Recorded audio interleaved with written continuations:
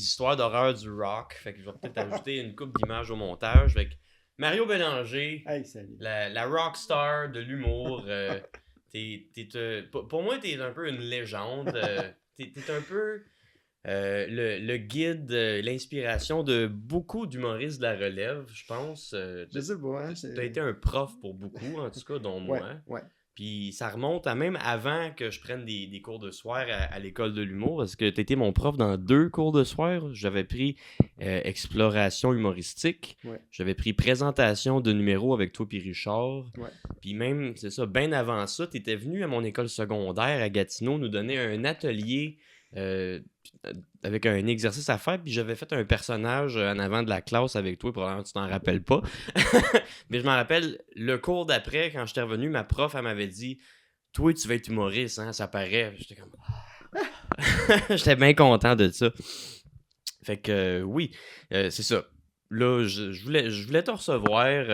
Je sais que t'es peut-être pas un spécialiste de l'horreur ou de l'occultisme en général, mais j'avais envie d'embrasser la thématique du rock parce que t'es Mario Rock. Puis il y a beaucoup d'histoires d'horreur dans l'histoire du rock. J'ai fait des grosses recherches pour une chronique aujourd'hui. J'ai peut-être plus de stock que qu'est-ce qu'on va parler. Moi, je veux juste jaser avec toi Ben oui, puis ben voir oui. où c'est que ça va aller. Puis en même temps, je voulais te recevoir dans mon club vidéo. Ben oui, c'est fascinant. Je Puis, savais tu que sais, ça serait ton genre de décor. non, mais j'aime ça. Regardez ça. C'est parce que il nous vient plein d'images. Tu sais, tu regardes une pochette, tu fais ah oui, ok, ça. Ah oui, ok, ça. Pulse de Pink Floyd, ok. Puis Borat, tu sais, Napoléon Dynamite. Tu sais. Bon, moi, c'était des influences aussi. Tu sais, mais c'est bien touchant parce que tu sais, tu parles de l'atelier que j'ai fait à Gatineau il y a super longtemps. Moi, quand quelqu'un. Ça a été l'espèce de petite bougie d'allumage de quelqu'un. Ça, je trouve ça vraiment Ouais. fun parce que moi, je fais ces ateliers-là, bon, parce que je suis payé un peu, mais aussi parce que je me dis, ah, ben, peut-être ça va démarrer quelque chose, tu sais, puis après ça, ben, c'est entre les mains de la personne, tu sais, je veux dire, moi, je suis là pour juste être un teaser un peu, là, tu sais, puis... Ah ben, t'as allumé ma bougie, on peut le dire. J'en fais ben, c'est encore bon. aujourd'hui. Puis l'autre jour, j'ai parti à un projet avec Bruno Marotte. Puis on était sold out, esti, pour Ben, notre bravo, première j'ai vu ça passer, édition. là, bravo. C'était fou, ce show-là. Là. C'est le fun, vraiment, bravo. Hein? Puis, c'est ça, il faut travailler, il faut continuer, puis il faut aimer ça, il faut triper. Puis être entouré, c'est le fun aussi, parce que tout seul, c'est tough un peu. T'sais. Ouais. Tu sais, moi, j'étais beaucoup avec des groupes, tu sais, puis, tu sais, long time ago, il y avait le groupe Godzilla. Oh oui, ça c'est vieux. Ça. Oui, c'est ça fait longtemps. J'ai Ensuite, lu là-dessus, j'ai vu une couple de vidéos il y a eu aussi. les lundis juste pour rire à l'époque. Qu'est-ce qu'il y a eu à part ça? Ben, mon band, tu vois, c'est ça, mon band. Le Mario Rock Band. Mario Rock Band, tu sais, moi, avoir su, je l'aurais fait bien avant ça, mais j'osais pas. Je disais, ça va-tu marcher? Mon va embarqué? Ben, c'est vrai que Mario Rock, ça vient de Le Gros Show. Ben, c'est Puis ça, tu vois, on était trois. Mario Rock Band, c'est arrivé bien après. On était trois, puis on se relançait. C'était le fun, ça. Ouais. J'ai trippé à faire ces 2 saisons-là. Ça, je l'ai déjà raconté, mais tu sais, moi, au début, il m'avait juste invité. Ouais, on aimerait ça que Mario Rock soit là, tout ça. Puis moi, je dis, OK, moi, y aller. Je l'aimais bien, Perizzolo puis Mike Ward. Ben oui.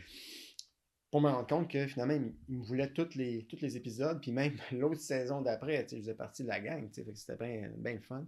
Puis le personnage, ben même, je me souviens, on a fait un show à Québec dehors pour Comédia, ou à l'époque c'était Grand Rire Bleu, je sais pas trop.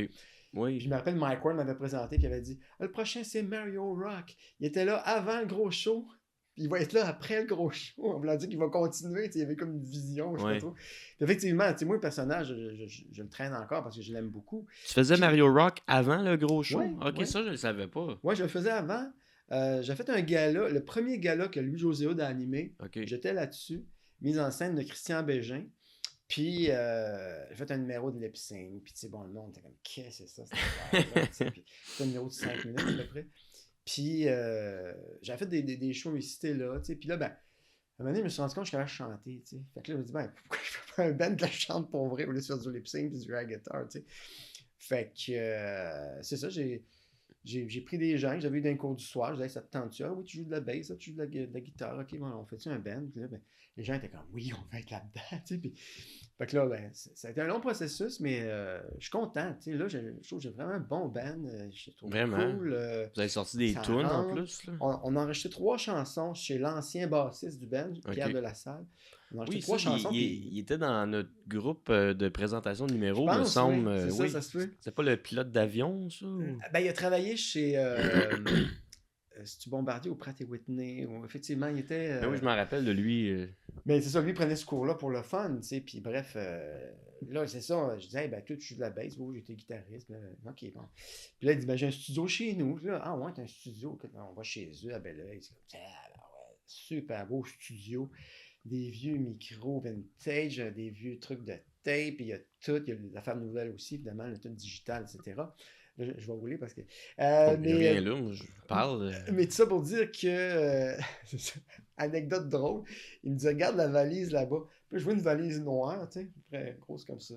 Là, j'ouvre ça. C'est tous les albums de Kiss. Ah oui. Mais impeccables, tu sais. En puis, vinyle? en vinyle, Oh, là, je suis wow. comme, tabarouette. Je pense qu'il y avait-tu après Dynasty, vous arrêtez à Dynasty, je me rappelle plus. En tout cas, mais C'est moi, pas tous les albums. ça me faisait. C'est les meilleurs.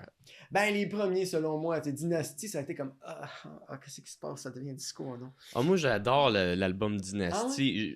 Faudrait que je le réécoute. Je trippe pas tant sur I Was Made for Loving You parce qu'on l'a trop entendu, Ouais. mais je trouve que toutes les autres tunes, là, Sure Know Something, X-Ray Eyes. New York Groove, c'est là-dessus, je pense. Non, ça c'est sur l'album solo de Ace Frehley. Excuse-moi, je me mélange. Puis sinon, il y a la Mais tune c'est la que même j'aime période bien, c'est un peu, Dirty Living, oui, c'est un an après, C'est c'est ça, ça. ouais, c'est ça. C'est la fin des 4 vrais gars Ouais. avant qu'ils. Ils ont sorti Unmask après, qui est le dernier album des 4 vrais gars, avant qu'ils reviennent en 98 avec Shandy. Psycho Circus.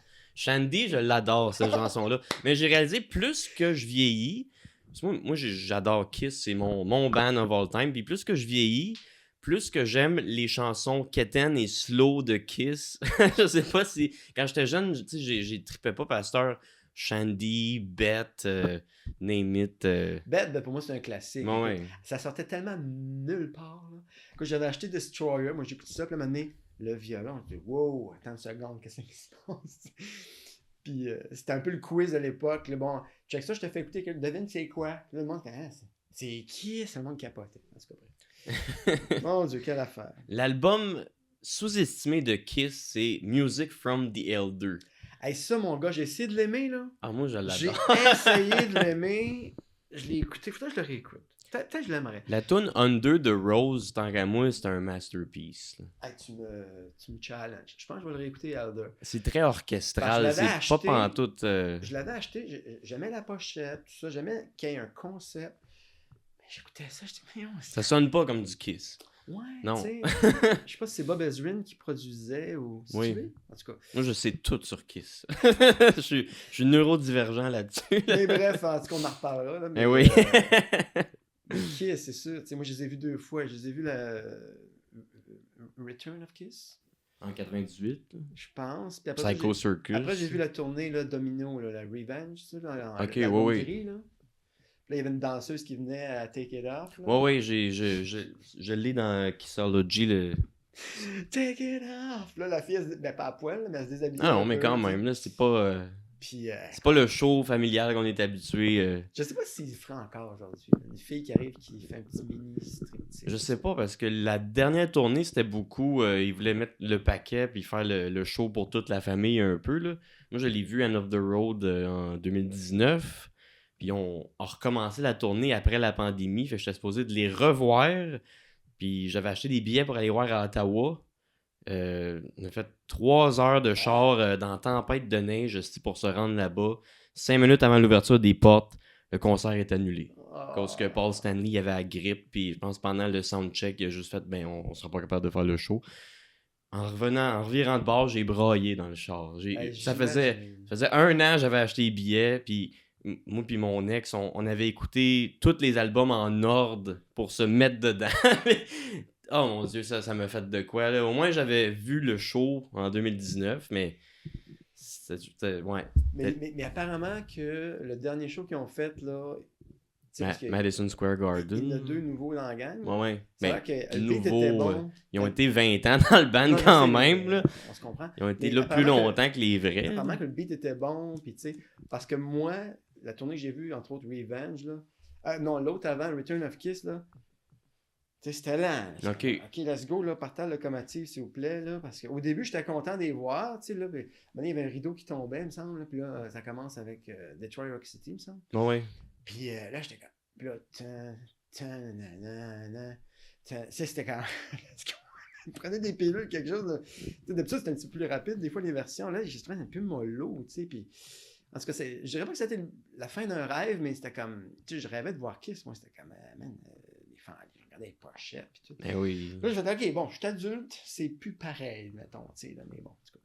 Mais le show End of the Road, moi, j'ai vraiment trippé parce que t'avais tout qu'est-ce que tu rêvais de voir. Ils l'ont mis avec des effets techniques de 2019. Tu sais, des écrans partout, les plateformes surélevées, le feu, le sang. C'était... End of the Road, c'était un esti de show qui mettait le paquet pour clôturer leur carrière. Kiss. Rock'n'Roll Over. Là-dessus, il y a... Dr. Love. Ouais, je sais, mais la tune If Never I Met You. Ouais, Hard Luck Woman. Hard Luck Woman, celle-là est vraiment cool. Ouais, tout ça. Plus je vieillis, plus les tunes slow, je les apprécie ça a été énormément. repris sur Hard Luck Woman par, entre autres, le country guy, là, le père de Billy Ray Cyrus. Ah ouais? Père de Billy Ray Cyrus? Non, ou mais Billy Ray Cyrus?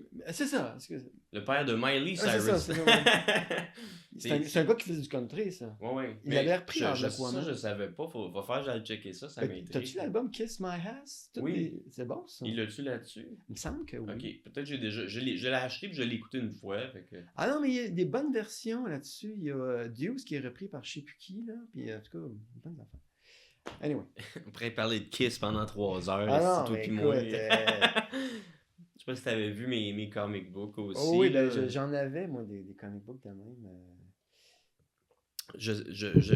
Un de mes prochains items de collection que j'aimerais investir puis acheter, c'est le comic book de Kiss de 77 qu'ils ont mis leur propre sang dans l'encre pour le faire. Ça, c'est un projet. Ça, je veux ça dans ma collection. Dernièrement, j'ai acheté Kiss Meet the Phantom of the Park, le film de marde de 78. Asti, c'est mauvais. J'adore ce film-là. Je l'ai acheté et je l'ai écouté genre 2 fois en ligne. Ah oui? Je sais pas si tu l'as déjà regardé. Je me demande si je l'ai déjà écouté au complet. C'est vraiment mauvais. Sur YouTube, hein? Un moment donné, il était sur YouTube, mais c'est plus trouvable. Ah ouais? C'est tellement mauvais, c'est rare, puis je pense que Kiss ont un peu honte de ça. Fait que moi, j'ai payé genre 40$ pour la VHS. Wow. Ouais, mais ça vaut la peine. Mais parlant d'affaires rares, tu sais que Michel Courtemanche a fait un film en France, hein? Oui. Ça s'appelle La Carotte, je sais pas trop quoi, là. Ça, c'est rare aussi. Ça, j'ai jamais vu ça. C'était vraiment mauvais. C'est dommage à dire. J'adore Michel. Mais des fois, du vraiment mauvais, c'est juste wow, là. Ben, il fait ses faces, ça, mais ça marche pas. Ouais, j'avais écouté un documentaire sur lui, un moment donné, il parlait de ce film-là. Là. Mais par contre, il avait fait un spécial à Radio-Canada qui s'appelait Le Monde de Michel Courtemanche, puis j'ai des amis qui jouaient là-dedans, dont Gary Bray, puis qui d'autre, en tout cas. Ça, c'était cool. Il avait réussi à faire de quoi de muet, un peu à la Mr. Bean, là, puis c'était vraiment bon, ça. Mais Mr. Bean, c'est ça que j'ai réalisé l'autre jour, on dirait, à cause Elvis Gratton est mort, là, on dirait, là, ça m'a fait penser à le type humour Mr. Bean, mais Courtemanche puis Elvis Gratton faisaient du Mr. Bean avant Mr. Bean. Mr. Bean a commencé en 90, je pense. Oh, ouais, 90? Ouais. La série. Moi, dans ma tête, c'était avant ça. Parce qu'à un moment donné, il faisait le numéro du drum. Ouais, ça, je pense que c'était... Ça, c'était sur scène. Rowan Atkinson. Mais oui, il faisait du stand-up, des shows avant. Il faisait du stand-up? OK. Mais le personnage, Mr. Bean, c'est ça. OK. Ouais. Mais moi, j'adore l'humour physique. D'ailleurs, moi, j'aime ça. Mario Rock, t'as beaucoup de gestes, puis de drôles de postures, puis tout ça. Puis j'ai mon personnage aussi de Popo le clown, je le plug, là, j'ai mon chandail. Le chandail. Mais c'est ça, j'aime bien les postures physiques, les niaiser avec ça, puis en tout cas, bref, c'est des inspirations bien fun. Moi aussi, tu sais, ce que je fais, c'est beaucoup du stand-up classique, trash, vulgaire, mais quand je suis sur scène, je suis pas statique. J'utilise mon corps. Moi, j'ai compris, l'instrument de l'humoriste, c'est son corps. Ouais. Puis, même, à un moment donné, j'avais un ami, il avait un déficit d'attention, il venait voir des soirées d'humour, puis il était pas capable d'écouter personne. Mais moi, vu que je bougeais, il y avait une facilité à me suivre. Puis je pense que quand tu bouges, tu vas chercher plus de monde que juste parler, parce que je pense que la majorité du monde disent qu'ils sont visuels plus qu'auditifs. Ben, c'est sûr que ça marque l'œil, tu sais, puis la mémoire aussi. Parce que, ça, je dis ça avec tous les normes respect, là, mais quelqu'un qui est juste comme ça tout le long, puis qui parle, tu sais, c'est Mais correct, mais si t'arrives à avoir des... il y en a qui l'ont bien, genre Mike Ward, il bouge pas pantoute. Puis Ouais, je mais trouve c'est un autre il monde, l'a c'est sûr. bien. Oh, il l'a Lui, bien. il a son affaire, tu sais. Là, je généralise, là, Ouais. parce que moi, j'en vois tellement, là. J'en vois tellement. C'est sûr que si t'as des bonnes jokes, si t'es professionnel, bon, on pense à Simon Gouache ou à Name It, là, tu sais, là, Louis-José, que j'aime beaucoup. Tu sais, eux autres, Louis José, il bouge beaucoup. ils bougent beaucoup, c'est vrai. Mais c'est ça, tu sais, c'est arriver à avoir j'appelle ça sa signature, là. Mhm. Ça se développe avec le temps, Ouais. tu sais, puis c'est ça se fait, tu sais, je veux dire, puis récemment, j'ai fait des ateliers encore, j'étais dans le nord, là, Chibougamau, Chapais, Matagami, tu sais, puis je leur disais, ça c'est une phrase que je disais Des pas ateliers avant. dans les écoles? Oui. Tu fais encore ça? Oui, je fais encore ça. Malade. Je fais encore ça. Puis je le disais, tu sais, l'humour, c'est démocratique. Là. C'est pas besoin d'avoir 3 maîtrises puis faire 10 ans d'université. Je veux dire, t'as le goût d'en faire, il faut juste que tu travailles. Tu sais. Ouais. Faut que tu développes ton stage presence puis ton personnage de scène. C'est ça, puis c'est ça, tu le sais, il faut travailler. Moi, je travaille, tout le monde, tu sais, on essaie des choses, tu sais, puis faut qu'il y ait un bon feu, comment je dirais, une bonne locomotive en dedans qui fait comme, OK, let's go, faut que je le fasse, puis on le fait, puis, tu sais, puis les ateliers que je propose, c'est ça aussi, tu sais, OK, on le fait, on va regarder ce que ça donne, les cours du soir, même chose, exploration humoristique, j'aime beaucoup ce cours-là, parce que justement, on essaie des affaires ensemble, puis moi, c'est bien stimulant pour moi de voir du monde, tu sais, qui y vont, tu sais, puis... Je m'ennuie des cours avec toi. Je m'ennuie de l'époque aussi où je suis déménagé à Montréal puis je rêvais de faire de l'humour. Je réalise que j'étais très naïf, mais je m'ennuie ça prend une naïveté, je mon m'ennuie gars. d'être naïf, de rêver de ça. Puis... Mais ce que tu dis, c'est important. Ça prend une naïveté. Ouais. Parce que si t'es trop logique, tu feras jamais ça. Non. Même moi, moi, j'étais un petit gars. On avait une ferme chez nous. Je viens de Trois-Pistoles. Puis je rêvais de ça. C'est sûr, mes parents m'ont aidé. Mes parents que j'honore. Mais, au-delà de ça, il fallait que je veuille aussi. Puis j'ai du fun. Je veux dire... mais quelqu'un, logiquement, tu dis tu vas faire du stand-up... ah ouais, tu sais, je veux dire, faut qu'il veuille, faut qu'il y ait une folie, tu sais, il y en a une à Matagami un peu à la, comment elle s'appelle, Rosalie Vaillancourt un peu, là, tu sais, je sentais qu'elle elle y allait, tu sais, dans l'atelier, puis tout ça, puis elle m'a demandé, si on a déjà pas mal de talent, là, c'est mieux? Je dis, oui, c'est mieux. Oui, le talent, c'est pas acquis. Mais c'est ça, tu sais, il faut avoir le moteur. Puis quand tu as le moteur, quand tu as l'espèce d'étincelle, ça aide. Puis c'est comme, garde ce feu-là. Parce que moi, à un moment donné, j'en faisais quasiment plus de soirées d'humour. J'avais comme semi-arrêté. J'avais caméra au café, je faisais une Nissan.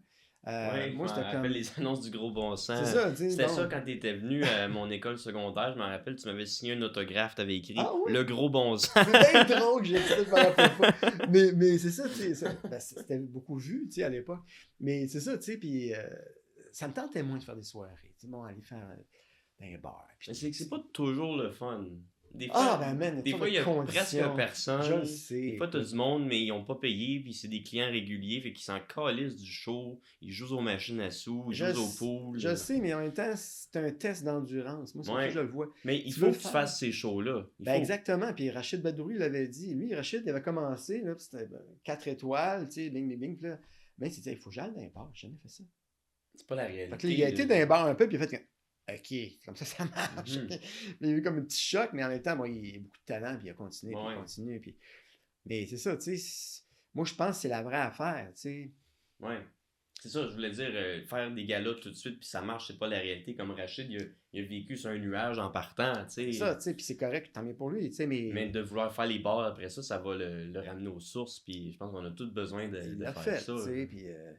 Moi, passer au bordel, c'est un challenge. Tu sais, il y en a pour certains, c'est un terrain de jeu, puis je trouve ça le fun. Le bordel, c'est rare, ça va pas bien, par exemple. Le gang show, je sais bien, c'est une zone protégée, entre guillemets. Mais c'est ça, il y en a que c'est le terrain de jeu. Moi, je vois là, c'est toujours comme, OK, là, faut que ça soit bon, tu sais, même si c'est l'open mic, même si c'est le gang show.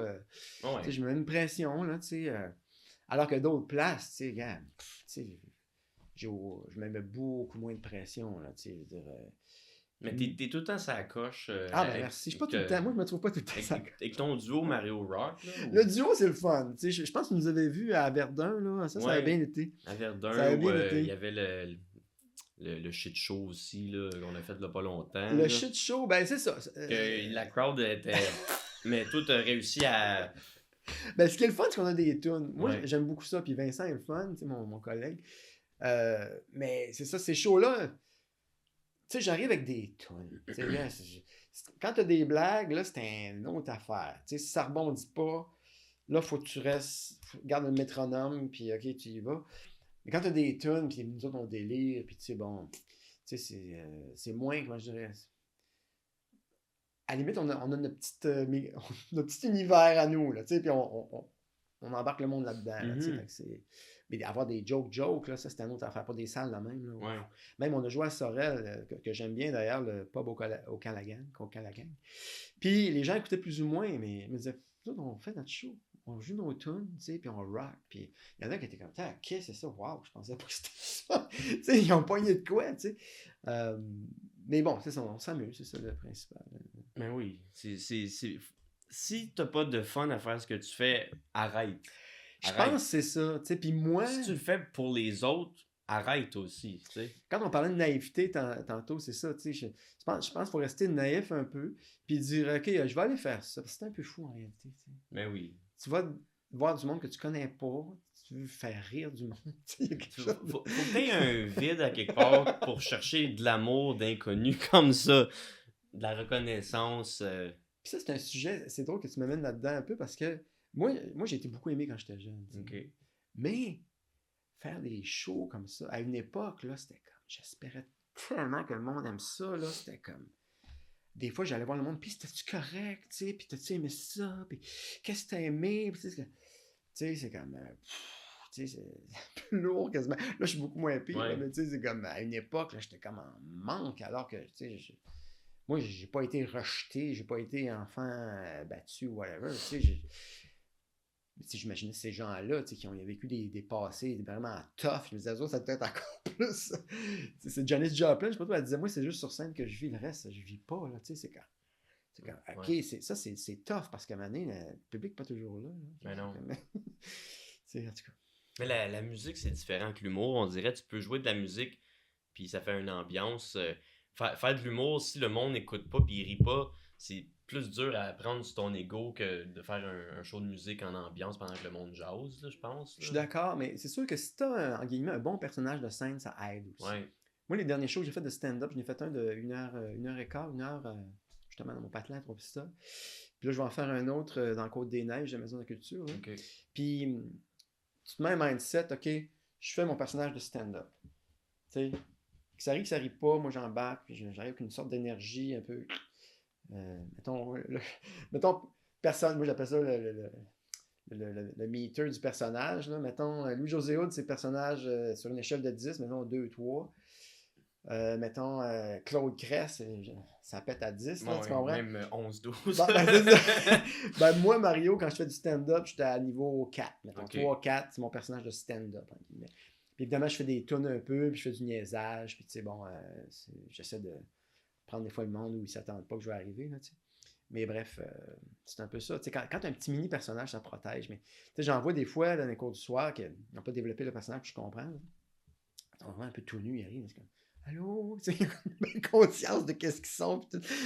Ça, c'est vrai que c'est un petit peu plate, là, tu sais, d'avoir rien, mais tu sais, quand tu as un peu d'expérience. Ça se construit de l'expérience. Moi, Ben, c'est ça ça qui m'est arrivé. Il y en a qui l'ont d'instinct aussi, tu sais. Mais c'est pas donné à tout le monde, parce que, tu sais, à une époque, tu sais, je sais pas si c'est encore ça aujourd'hui, mais à une époque, on jouait des jeux de rôle quand t'es petit. Là, je vais faire ça, puis tu vas faire ça. Puis, Ouais. mais des fois, je me disais, avec tout ce qui se passe de téléphone, puis ça, est-ce que le monde joue encore à ces jeux-là, de personnification?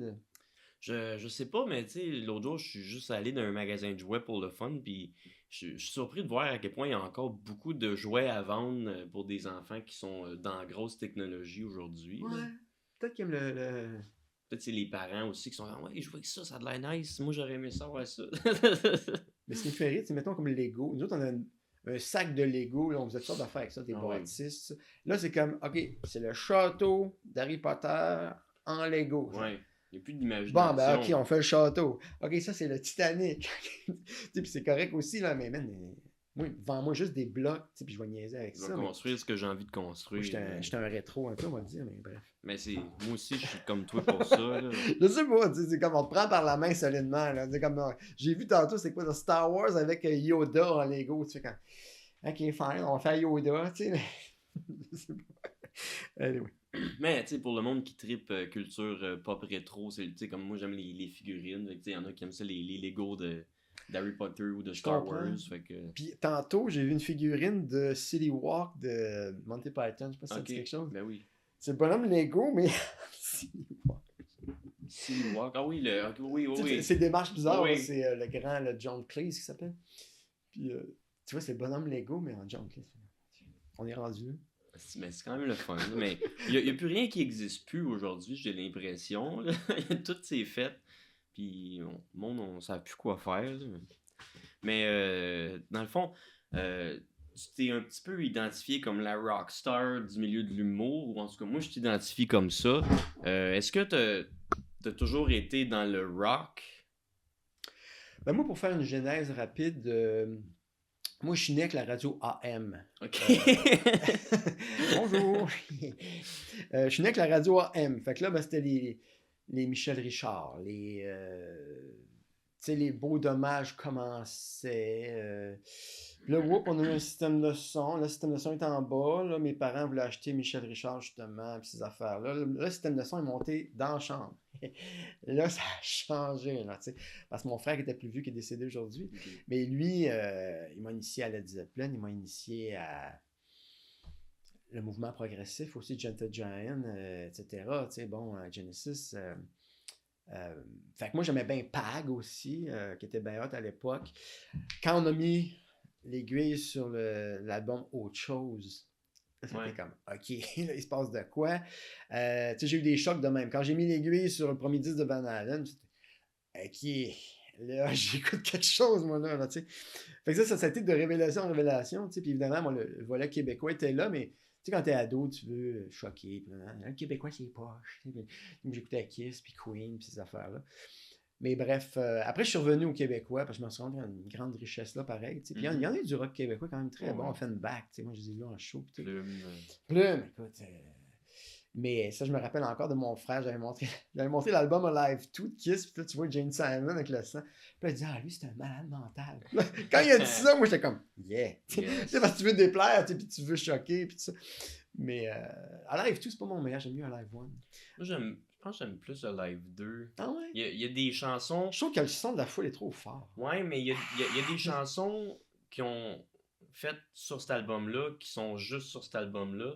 Comme Rocket Ride de Ace Frehley. Oui, c'est bon, la quatrième face. Larger Than Life. Une coupe que... All American. Ouais, c'est ça. Il y a des bonnes chansons qui sont sorties sur cet album-là qui sont ça coche. C'est ça, c'est bizarre qu'elle ait sorti ces tunes-là, Out of the Blue, ces 4 tunes-là. Mais je pense que ça a peut-être un lien avec Meet the Phantom, ça se peut-tu? Probablement. Parce que Rocket Ride, il en parle dans Meet the Phantom. Mais il y a... À un moment donné, il s'assoit et il dit Rocket Ride. Non, mais je vais l'écouter l'autre jour, puis c'est comme... Ils disent, ils marchent dans le parc, ils sont comme, c'est tranquille à soir, puis il est comme, ben, si tu veux, je peux faire du bruit, puis là, Ace, il commence, she want a rocket ride, she want a rocket ride. Mais ce qui est drôle dans ce film-là, c'est que il y a beaucoup de lignes d'Ace Frehley qui ont été coupées au montage, puis ils ont juste remplacé ces lignes par hack. Ouais, mais je pense qu'il était sous, hein. J'ai vu plein de mimes de ça. Genre, c'est juste weird. Il arrive pour parler. Il riait bizarre, hein. Ça a l'air qu'il était fâché de ça, mais. En tout cas. Il était tout pas satisfait de ce que le film a donné. mais pour. C'est parfait de même. Là, c'est un petit croche, là. Mais tout ça pour dire que moi, le rock, ça a été bien important pour moi. Je dirais, ça a été fondateur. Puis, tu sais, moi, je faisais du lip sync. Puis, bon, je suis capable de drummer. Puis, j'avais des baguettes. Puis là, je faisais le air drum sur Rush. Puis, toutes ces affaires-là. Puis, tout. Puis, j'ai pris 1 an de cours de chant au Conservatoire de musique de Rimouski. Ouais, chant classique, piano et percussion. Okay. Mais je restais juste 1 an parce que j'étais pas dû pour être chanteur d'opéra. Écoute, man, en tout cas, je ne peux pas t'en parler longtemps du Conservatoire de musique. Mais j'ai rencontré une super belle gang. J'ai amélioré ma culture musicale aussi. Okay. Bref. Mais tout ça pour dire que c'est ça, j'ai pas eu à chanter nécessairement tant que ça par la suite. Puis, ben là, comme j'ai mentionné tantôt, bon, Mario Rock est arrivé. C'est un personnage que je fantasmais de faire. C'est un gars pas frisé. Parce que moi, tu sais, quand t'es frisé, t'es pas rien avec ça. C'est comme. Alors qu'il y a beaucoup de filles qui aiment ça. Là. Mais toi, en tant que gars qui est le seul frisé de la gang, c'est toujours comme. Fait que là, je me suis dit, je vais mettre une perruque coupe longueuil. Ça va être super. Puis le look un peu années 80, là, Motley Crue. Fait que les pantalons roses, tout ça. Puis, je trouve ça drôle parce qu'il y a un band à Star qui s'appelle Steel Panther. Oui, j'ai connu. Puis j'ai l'impression, moi, je trouve que ça a tout l'air d'une gang de Mario Rock. Ben, il y a Spinal Tap aussi. Ouais. Spinal Tap, je l'aime beaucoup. Mais Steel Panther, c'est vraiment une joke, je pense. Là. Ils se prennent pas au sérieux, ben. Oui, mais de ce que je crois qu'on vend, ils se prennent au sérieux quand même. Non, mais écoute, c'est une business. Là, ça marche. Là, c'est plus comme une petite affaire à côté. Là. Non. C'est comme Nirvana, je veux dire, ça a commencé, on niaise, puis la minute c'est devenu, on était surpris qu'il devienne une superstar, je pense. Larger than life. Ben, c'est ça, tu sais. Fait que c'est toujours ça, tu sais, même les Sex Pistols, tu sais, je pense qu'ils ont été récupérés par des vêtements, puis tout, tu sais, fait que... Dès que quelque chose marche, des fois, c'est comme récupéré, puis bon, c'est correct aussi, là, mais... Ben oui. Je sais pas si tu as vu le film qui s'appelle 99 francs, là. Je pense pas. C'est basé sur le livre de Beck BD, là. C'est un publicitaire français, puis on voit le monde de la publicité qui est un peu dégueulasse des fois, là, puis je compte-tu la fin ou tu vas la regarder? Ben, tu peux compter la fin, ça m'intéresse. En tout cas, c'est ça. Parce que le gars, il rejette beaucoup, tu sais, la publicité, tout ça, puis l'exploitation, la destruction des forêts, la destruction de la pollution que ça fait, la pub, puis blablabla. Puis là, il décroche, là, il s'en va sur une île déserte avec sa femme, puis son enfant, puis là, je le raconte mal, je pense, là, mais de mémoire, c'est comme Manny, il regarde un panneau Mediacom, puis il se voit, lui, sa femme et son enfant, sur la plage, en grosse photo, puis c'est écrit « Vous voulez décrocher? Prenez Airlines, tatata. » Là, je vois « Ah, fuck! » Même ça a été récupéré. En tout cas, bref, tout un punch. C'est la boucle. Ah, clôture, là. Ça m'a ramassé. Comment ça s'appelle? 89 francs? 99 francs. OK. Parce qu'avant, c'était des francs, c'est des euros. Mais bref... Faut que je regarde ça. C'est-tu sur YouTube? Je le sais pas. Honnêtement, c'était avec Jean Dujardin, qui était pas si connu que ça à l'époque, mais qui était en montant. Là. Mais tout ça pour dire que je pense que c'était avec ça que j'allais. J'avais-tu d'autres choses? Là, c'est ça, comme j'ai compté tantôt, je pensais pas que ça allait marcher avoir un band. Là, ça marche. Puis, je sais pas où ça va nous mener, mais moi, c'est bien important que je fasse ce que j'aime. Puis avoir du fun. Ça, c'est à la base. Puis je pense que c'est bon pour tout le monde. Faut avoir du fun. Moi, les fois, je me suis pris trop au sérieux. Ça a vraiment mal été. Okay. Autant sur scène que dans la vraie vie.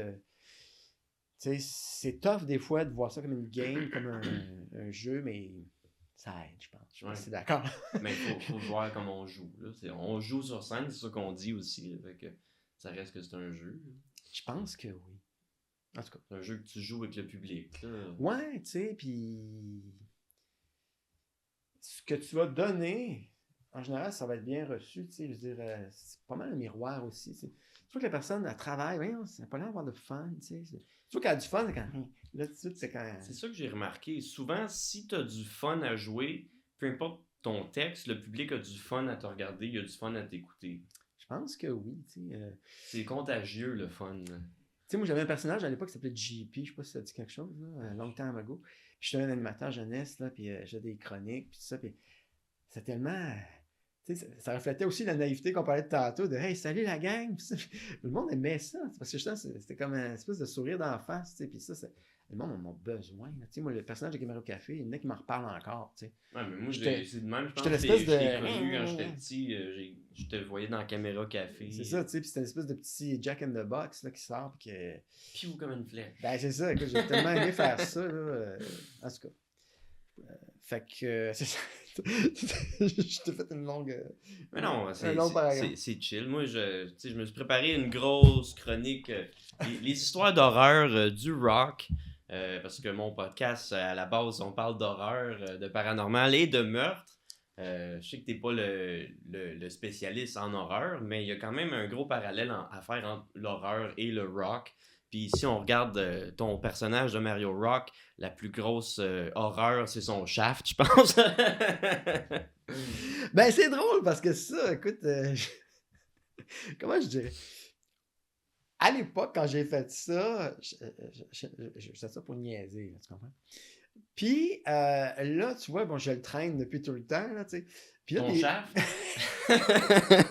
mais tu vois, là, je le mets dans des soirées d'humour, des fois, puis je me dis, le monde sont choqués.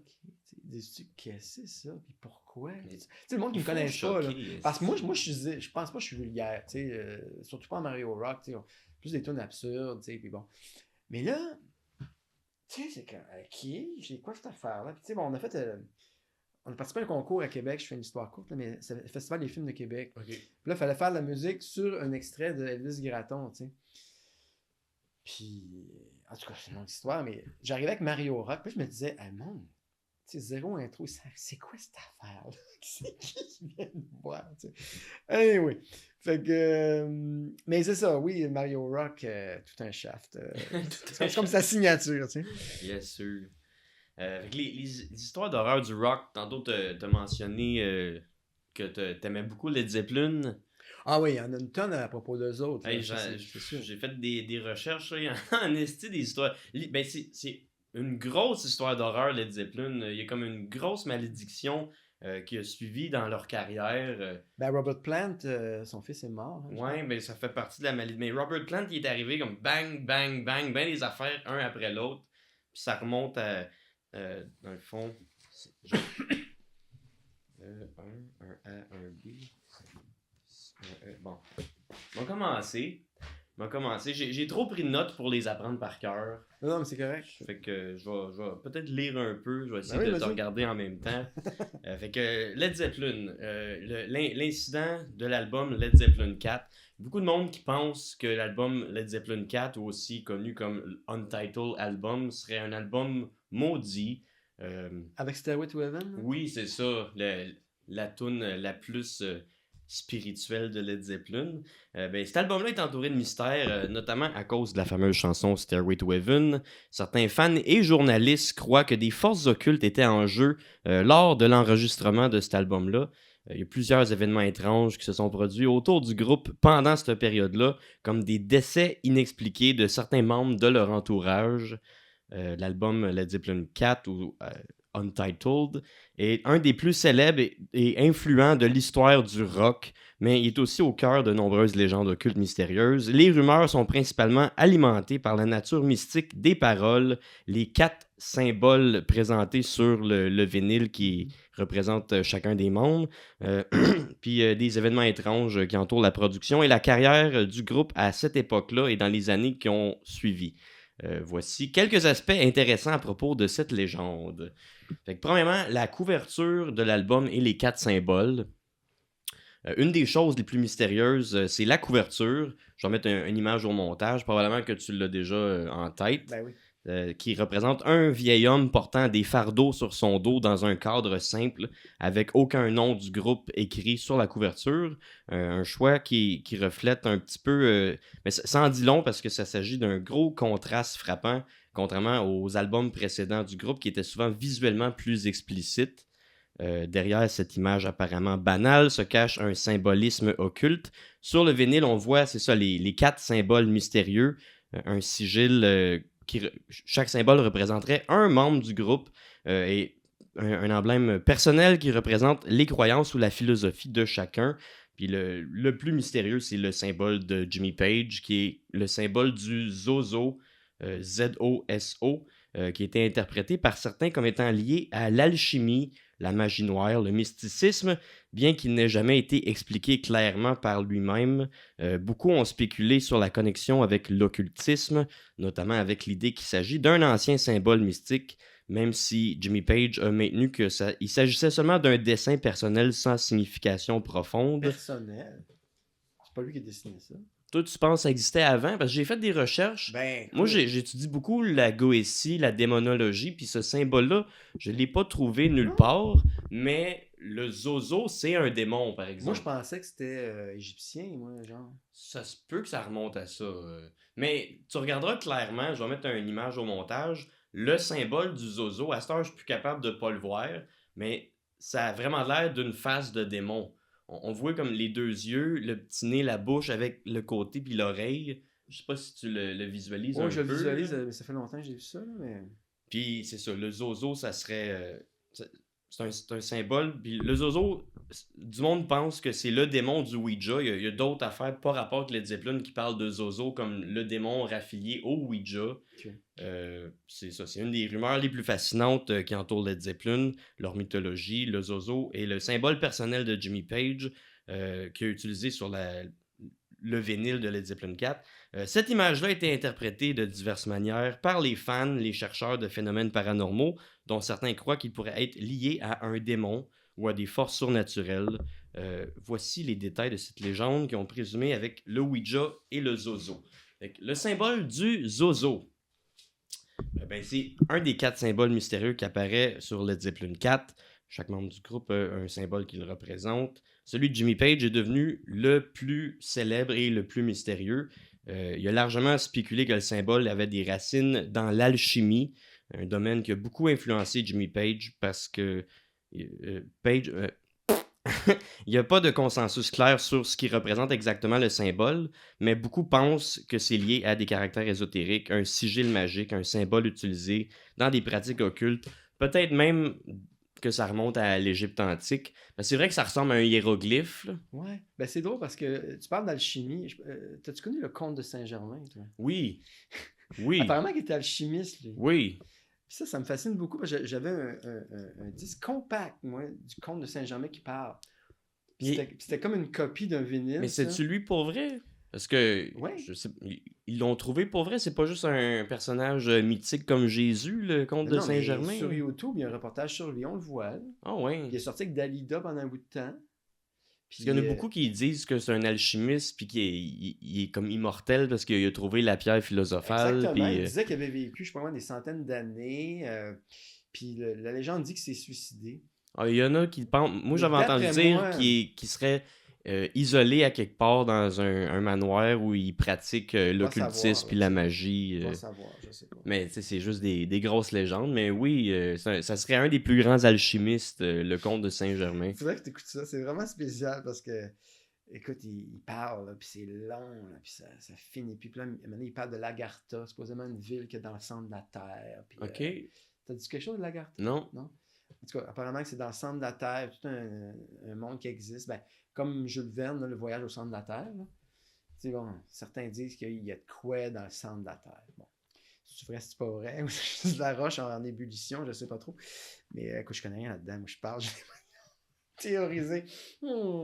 Mais je sais pas.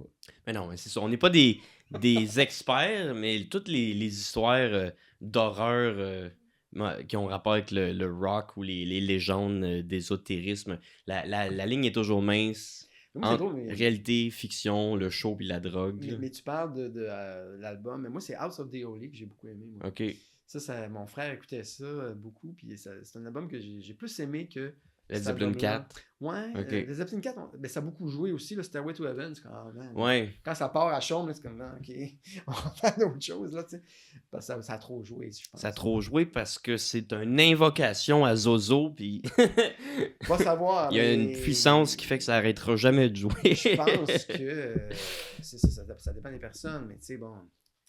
Moi, je sais bien, j'aime beaucoup la variété, là. Ouais. Tu sais, avant un show, j'écoute jamais les tunes du band. Ah ouais. Jamais. Ah ouais. Alors que je sais que c'est un rituel, bon, ils écoutent toutes les tunes. Mais comme moi, je t'ai dit tantôt, Ben, j'avais je écouté sais bien. tous les albums de Kiss en ordre. Je sais bien, mais moi, c'est l'inverse, tu sais. Puis quand j'entends des gens qui disent hey, moi, cette chanson-là, je l'ai écoutée en boucle. Moi, c'est comme, oh non, fais pas ça, ça use la tune, ça va être fini, tu vas être écœuré, tu sais.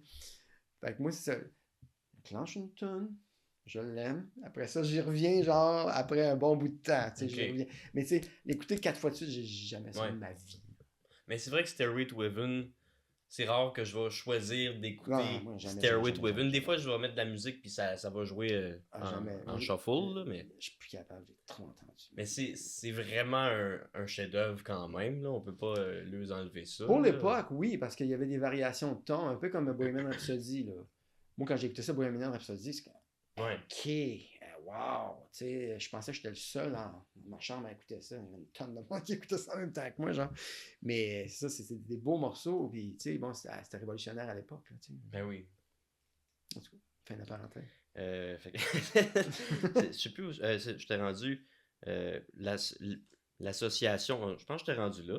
L'association la plus intrigante qui a émergé autour du Zozo, c'est celle avec le prétendu démon du Zozo, parfois décrit comme étant lié à des phénomènes paranormaux ou à des entités surnaturelles. Une des théories qui circulait était que le symbole était un moyen de canaliser ou d'invoquer des entités démoniaques, en particulier un démon spécifique qui serait lié au Ouija. L'idée était que le symbole représentait un signe, un sigil magique qui permettait à Jimmy Page et à d'autres qui s'intéressent à l'occultisme de se connecter avec les forces obscures ou à des démons en particulier comme le Zozo. Était un appel à des forces surnaturelles. Certains ont même suggéré que le Zozo était un démon particulier qui pourrait être invoqué pendant des sessions de Ouija. Ça, c'est des affaires que j'avais entendu dire qui n'avaient aucun rapport avec Led Zeppelin, que le Zozo, ça serait vraiment le démon qui parle au monde quand tu joues au Ouija, tu sais. Oui, j'ai joué 2 fois à Ouija. Ah, pour vrai? Moi, j'ai jamais osé... Non, mais je sais pas. Ça n'a jamais. T'as jamais vécu de quoi? J'ai jamais vécu de quoi, puis je sais pas, je suis pas là-dedans. Ouais. Non, je suis pas. T'as joué juste pour le fun avec des amis? Ben, la première fois, c'est quoi, on niaisait ben trop. La deuxième fois, c'était correct, mais tu sais, comment je dirais. Est-ce que c'est un jeu? Je pense que c'est pas vraiment un jeu de Ouija. Ben non. On est dans un autre bracket, je trouve que c'est pas un jeu, tu sais, c'est comme, attends une minute, qu'est-ce que tu fais avec ça, tu sais, puis si sa réponse c'est qui, c'est quoi? C'est Zozo.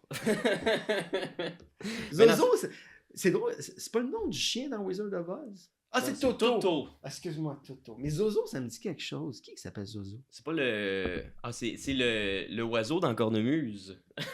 Sans joke? Me semble que oui. Ça se peut? Le oiseau à cornemuse, là. Sa perruche jaune, là. Canari. Moi, j'ai grandi avec cornemuse.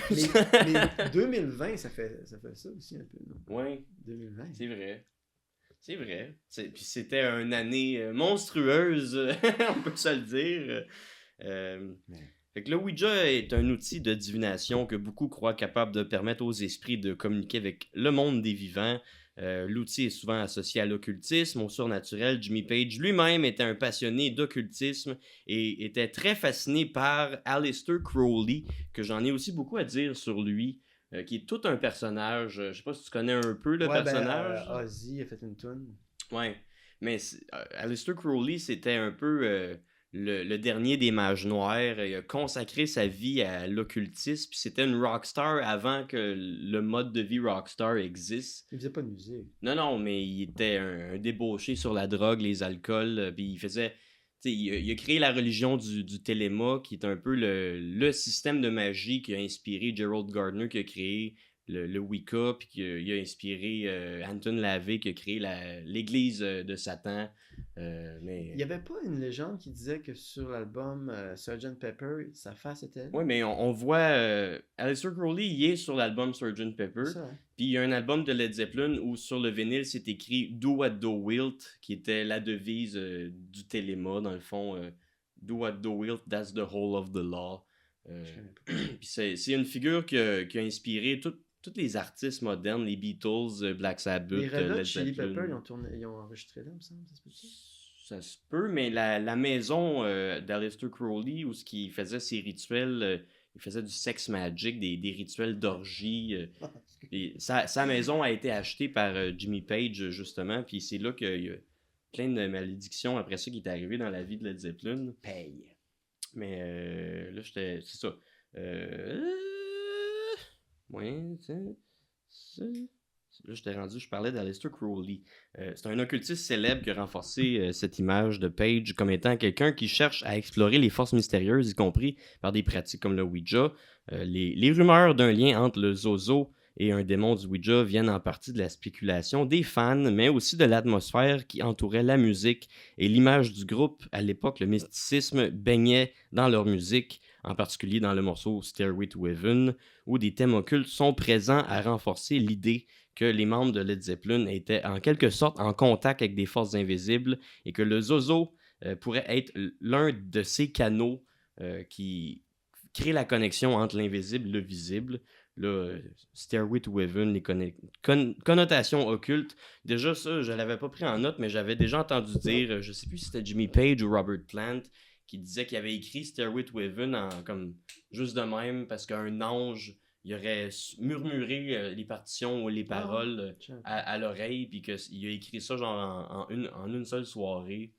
Puis là, il y a la chanson qui est un des titres les plus célèbres de Led Zeppelin 4 est souvent citée comme étant liée à l'occultisme en des raisons des paroles qui évoquent l'ascension spirituelle, les choix de vie, la quête du salut. Les thèmes de la lumière, l'obscurité, la quête spirituelle sont très présentes, ce qui a souvent amené les fans à spéculer sur les influences occultes derrière la chanson. Il y en a qui pensent, qui interprètent les paroles d'une façon des références à des rituels mystiques ou même carrément que la chanson serait une invocation à des puissances surnaturelles. Il y a une autre rumeur, cette rumeur-là circule à propos de toutes les, les rockstars qui ont sorti un album pendant la Satanic Panic. Une rumeur qui dit que si t'écoutes Stairway to Heaven à l'envers, on peut entendre des messages cachés. Un phénomène qu'on appelle le backmasking. Mais ils ont dit ça avec les Beatles, ils ont dit ça avec Black Sabbath, ils ont même dit ça avec Kiss. Je pense que c'est juste les parents pendant les années 70-80 disaient que tout était le diable. Puis n'importe quoi t'écoutes à l'envers, ça sonne comme un démon qui parle. Puis si tu te forces puis tu mets des sous-titres, on peut faire croire à quelqu'un que t'entends n'importe quoi aussi. Là, c'est drôle parce que j'ai vu récemment un film sur Bob Dylan. Ok. Ah, il est sorti? En fait, c'est comme un comédien qui joue Bob Dylan. Ouais, mais je pensais pas qu'il était déjà sorti. Oui, c'est avec Chalamet, c'est ça? Je sais pas trop. Je l'ai vu au cinéma? Oui, j'ai vu au cinéma. Un cinéma qui était pas mal vide d'ailleurs. Là. Je sais pas si c'est la fin des cinémas, mais bref. Mais moi, tout le monde me dit ça, puis moi, à chaque fois que je vais au cinéma, c'est plein. Fait que... J'étais à Star City, et c'était assez mollo. Okay. Bref, mais tout ça pour dire que c'est ça, il faisait la folk music, tu sais, bon. The Answer is Blowing in the Wind, c'est des petites tunes. Puis là, il y a la fameuse scène où là, il branche sa guitare électrique. Puis là, c'est le Country Festival de Newport, je pense. Puis là, tout le monde est choqué. Ah, musique de diable, puis tout ça. Puis, alors qu'il jouait sa fameuse tune Like a Rolling Stone, qui n'est pas vraiment élevé. Là, mais quoi que des fois, ils font des solos de guitare. Puis je me disais, il aurait pu se garder une petite gêne. Mais c'est ça avait vraiment choqué là, à l'époque. C'est drôle qu'ils ont concentré le film là-dessus. Puis c'est vrai que c'est quand même un passage, hein, plugger ta guitare. Puis tout, le film est bon? J'ai bien aimé. Okay. Bien aimé, mais ceux qui ont vécu cette période-là, moi, je suis trop jeune. J'ai pas vécu... le plus jeune. J'ai pas vécu la période Bob Dylan à ses débuts, mais ceux qui l'ont vécu, comme maintenant Pierre Huet, là, le gars qui était parolier pour les Beaux Dommages, entre autres, lui, il a été voir le film, je pense qu'il a beaucoup aimé ça, parce qu'il connaissait tout le monde. Les situations, apparemment que c'est quasi identique à ce qui a été mentionné là, à l'époque, puis tout ça, fait que ça, c'est le fun. Mais non, c'est un bon film. C'est pas, mettons... incontournable, mais c'est intéressant, je trouve. Je suis pas un gros fan de Bob Dylan, mais j'aime toujours les biographies de musiciens ou de chanteurs. Je trouve que c'est tout le temps... Souvent, c'est vraiment bien fait. J'avais plus aimé le film sur Elvis, je pense. Ah, j'ai adoré le film sur Elvis. Là, quand les filles sont comme, voyons... folle, là, c'est comme, wow! J'ai adoré le film sur Elvis, puis... C'est un petit peu long, mais j'ai bien aimé. Plus, il aurait pu faire ça encore plus long, je trouve. La vie d'Elvis, il y en a à dire. C'est tellement... Quand il se retrouve avec les rockers, tu sais, whoop, ok, là, Elvis, il est moins à mode. Qu'est-ce qu'il va faire? Comment il va réagir, tu sais? Puis à la fin, il devient comme un peu une attraction de Vegas. Là. C'est comme... mais il est emprisonné dans l'hôtel. Tu sais, toute l'histoire aussi avec le style colonel Parker. Tom Hanks, il est bon là-dedans. Là. Chris, tu l'haïs, là. Mais, ouais. T'es louche un peu. Mais oui, il était louche en esti. Ça a l'air que, tu sais, c'était même pas son vrai nom. Ça a l'air que c'était un immigrant illégal. Ouais. Ça, c'est une des affaires, en tout cas, on pourrait ouvrir le dossier là-dessus, mais toutes les affaires de gérance, là, moi, là, j'étais tellement échaudé par certaines histoires que j'ai entendues. Là j'ai une super bonne agence, puis je l'aime, puis c'est cool, puis tout ça. Mais des histoires d'horreur d'agence, je sais pas si t'en as entendu parler, là, mais tu sais, des affaires d'abus, puis des affaires qui n'ont pas de bon sens, puis tu sais, bon, man, moi, là, ça me fait fuir, là, c'est comme...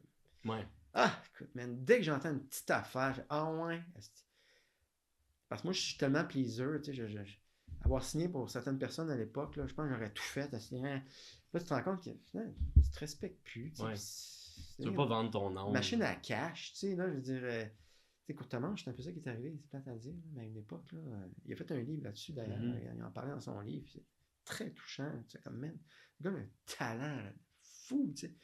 Ouais, puis ils l'ont Ils l'ont épuisé à la dernière pressé. goutte, Ah, puis écoute, puis il lui, est jamais revenu comment qu'il était. Là. ben, moi, je trouve que c'est un peu un miracle qu'il soit revenu. Puis je l'aime, ce gars-là, Michel Cotamar. Je sais pas si T'as-tu déjà travaillé avec? Oui, il était réalisateur pour Caméra Café. Ah oui, c'est vrai. Écoute, man, on était comme ça, là. Moi, il aimait ce que je faisais, j'aimais ce qu'il faisait. Écoute, c'était waouh, je tripais, mon gars. J'étais avec Courtemanche. Ah, ça a dû être trippant. Ah, man, écoute, c'était super. Bref, mais tout ça pour dire que c'est ça, les affaires de. On revient au Colonel Parker. Là, moi. Quand tu vois ça, puis c'est plate, parce que souvent ça vire de même. Je sais qu'il y a des belles histoires aussi.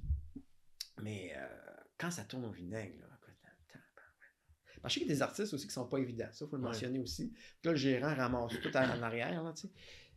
Mais c'est la scène où ce que tu vois que Elvis il tombe, puis là il demande juste à un médecin de le piquer, puis il est comme la seule affaire qui est importante, c'est qu'il monte sur le stage à soir, tu sais. C'est tellement genre, t'es-tu un humain? C'est pas, tu sais, il le voit juste comme un produit de consommation, là, tu sais. Ah, en tout cas, c'est quelque chose. C'est quelque Ouais. chose. C'est quelque chose. En tout cas, continue, excuse-moi. Mais non, moi, on parle de rock, on parle d'Elvis. Moi, Elvis, c'est ma grand-mère. Ma grand-mère a trippé Elvis. Elle l'a vu à Ottawa. Une des seules fois qu'il est sorti des Ah, États-Unis, elle l'a vu à Ottawa quand elle avait 14 ans. Tu sais, c'est Elle a comme... dû virer folle. Ah oui, elle a dû virer folle. 14 ans, tu vois Elvis? Ah oui, ma grand-mère était une des jeunes là, en noir et blanc à Ottawa. Le son était-tu pas pire, non? Je sais pas. Je sais pas. Ou c'était. C'est ça qu'ils disent. C'est pour ça qu'ils disent que les Beatles ont pas tourné longtemps parce que Ça criait trop. les filles criaient trop fort. Puis à l'époque, la technique était pas assez avancée pour avoir des speakers qui crachent plus fort. Mais c'est quand même drôle de penser que les Beatles ont pas fait tant de shows que ça. Mais je les comprends. Moi, il était au SHEA Shea Stadium, je pense. T'as-tu vu des scènes de ça? Je pense que oui. Écoute, il y a des gardiens de sécurité là, qui disaient que c'était comme un avion qui roule là. Le sifflement, tu sais, les filles qui perdent connaissance, la sécurité qui était. Voyons, il y a bon ben du monde, ils ont débordé. Ah, il était pas prêt. Hey man, c'est un phénomène de fou. Écoute, Mais ça l'a forgé l'industrie du spectacle. Il fallait vivre ces moments-là pour qu'on s'adapte avec la technique, avec la logistique. Puis même, je sais pas si t'as vu Woodstock, le documentaire. Oui. Ça avait mal à Ah oui, ça a l'air qu'il y a comme fait trop chaud. trois personnes qui sont mortes. Ah non, il y je a pense. des viols. Oui. Ouais, man. C'est pas aussi wow que le monde raconte, mais ça fait partie de la grosseur de. C'est Woodstock 99 qu'on parle, hein, c'est ça? Je pense que oui, mais même le premier aussi, je pense Le que. premier, j'ai l'impression que c'était pas si ça a pire. déraillé. Ça a parce qu'il y déraillé. a eu beaucoup plus de monde qui pensait. Ah oui, ah oui, ah oui, ah oui. Ils ont manqué de nourriture, ils ont manqué d'eau. Les shows étaient tout en retard. Ben, tu vois, ça, c'est une affaire qui me fait peur aussi, quand c'est trop. Ouais. T'sais, quand c'est trop, là. Tu sais, moi j'ai vécu une échelle microscopique, là, mais quand quelqu'un tripe sur toi quand il te voit, là, ça peut être un petit peu peur. Ouais, ça doit. Tu sais, t'es comme. Puis je me mets à la place de Louis-José ou de Michel Courtemanche ou de. Ouais, que pour des gens, c'est carrément un dieu. Là. Ben, c'est ça, tu sais, puis.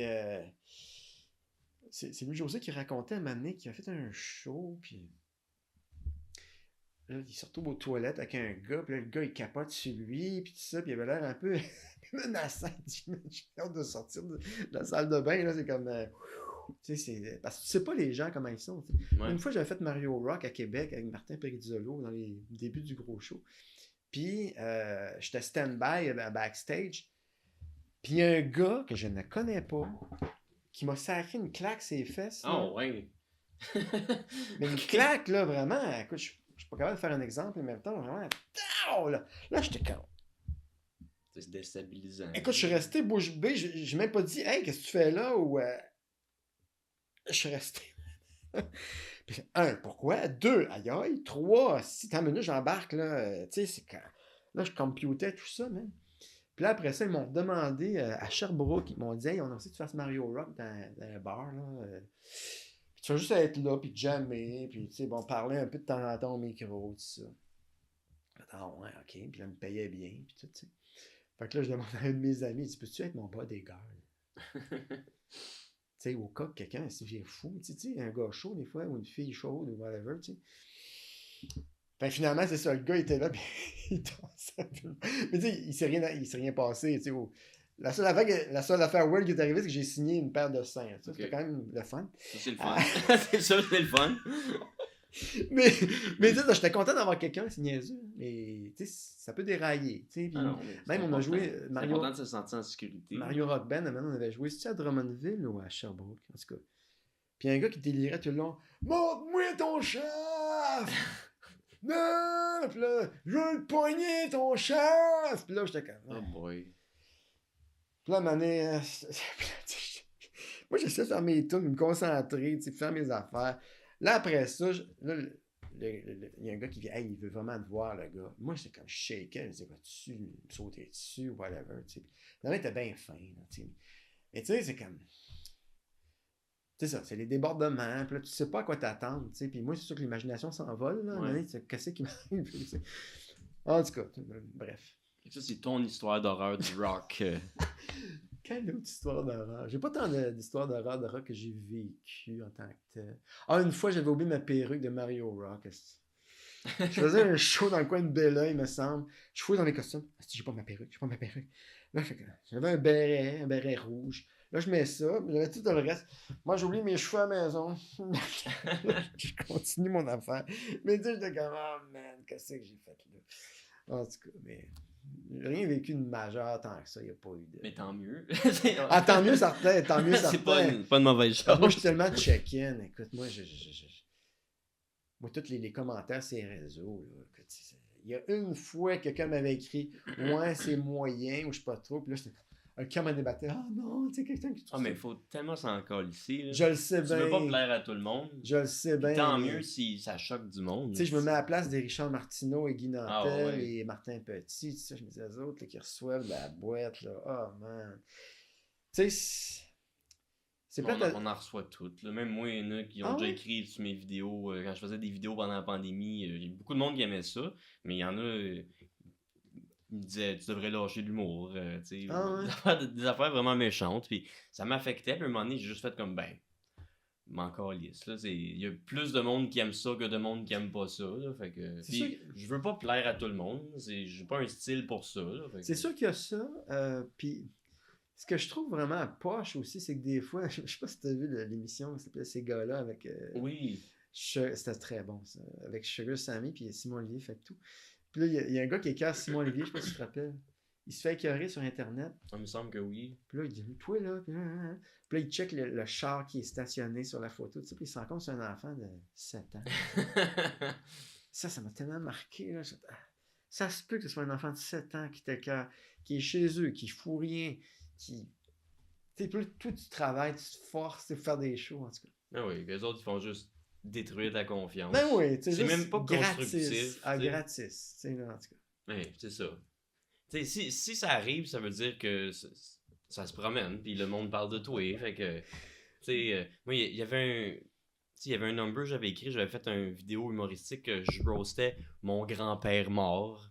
Puis, Ah oui? tu sais, mon grand-père, c'est un petit peu une ordure vivante. Pour là. de vrai? Ouais, ouais. Puis il existe toujours? Non, il est mort. Là, je roastais mon grand-père mort. Puis il y a du monde qui, genre, ils disaient que c'était leur vidéo préférée des vidéos que j'avais faites. Puis t'en as d'autres qui étaient choqués. Ça se peut pas rire de quelqu'un de mort. Puis, tu sais, en même temps, je parlais que mon grand-père, il battait ma grand-mère. Puis là, j'en riais sarcastiquement. Puis là, il défendait mon grand-père, mais il défendait ma grand-mère. Puis j'étais comme, ben, Non. Ouais. ton point vaut rien, là, tu sais. Mais c'était étonnant ce point de vue-là aussi parce que moi, à un moment donné, je suivais, parce que, c'est une longue histoire, mais je devais faire une vidéo promotionnelle pour l'industrie du camionnage. Puis, c'est ça, j'avais commencé à visionner des affaires de gars qui ont le caméra en avant, là, puis qui parlent pendant qu'ils chauffent. Ouais. Puis ça. Puis là, il y a un gars qui est bien, bien, bien suivi, tu sais, puis c'était du chiolage, mon gars, pendant quasiment 2 heures de temps, là, tu sais. Là, j'ai parlé à mon neveu, qui est lui-même camionneur, puis j'ai dit, ouais, c'est bien du chiolage. J'ai dit, ben, une fois, il a déjà fait une vidéo qui était content, puis c'est une vidéo qui a moins pogné. C'est pour ça qu'il s'est viré vers le chiolage. Là. Ben, les gens, des fois, ça les nourrit dans le. Quelqu'un sort le méchant que les autres sortiraient peut-être pas nécessairement. Tu sais. Puis, c'est un point de vue, là, mais moi, personnellement, quelqu'un qui chiale tout le temps, c'est comme, man, je suis plus capable. Ah, moi aussi. Amène-moi un peu d'espoir. Dans la vie, il doit être bien J'ai décollé. le goût de me lever le matin, là, s'il vous plaît. Là, Mais Grosse parenthèse. Ben oui! Mais c'est ça, j'aime ça. C'est pour ça que je voulais t'avoir, esti. Mais là, c'est ça, on parlait de Jimmy Page avec la maison d'Aleister Crowley. C'est là que je m'en allais. C'est ça. Jimmy Page est connu pour son intérêt envers l'occultisme, l'alchimie, et particulièrement pour son intérêt envers Aleister Crowley, le dernier des Mages Noirs, un des plus influents auteurs occultes, selon moi. Une figure controversée du début du 20e siècle, qui a été un leader du mouvement Télémite, un courant ésotérique très marqué par des rituels magiques, beaucoup de sex magic. C'est pas une tune, ça, de Red Hot Chili Peppers? Ça? Sex Magic? Ouais, ou qui donc? Ça se peut, Ça me dit je quelque connais pas chose. trop les Red Hot Chili Peppers, j'avoue.